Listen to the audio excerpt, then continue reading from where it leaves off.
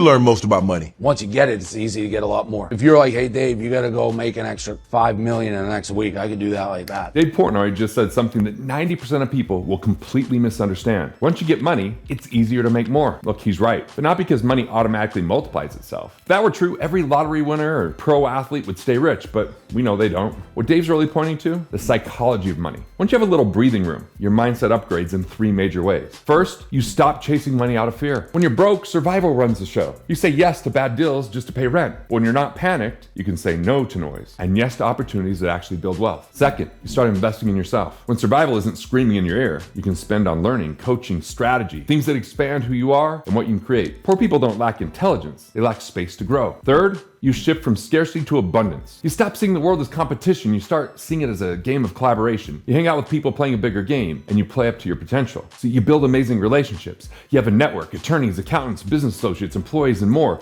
That's relationship capital. But here's the kicker. You don't need to be rich to think like the rich. Build a small cushion. Prioritize growth over consumption. Flip your focus from what you can get to what you can give. Because the real power, it's not in having money, it's becoming the kind of person who creates it. Want to break free from the scarcity mindset that's keeping you broke? Text MASK to 435-294-3533. And I'll send you my book that reveals the money personas and how to develop wealth building psychology.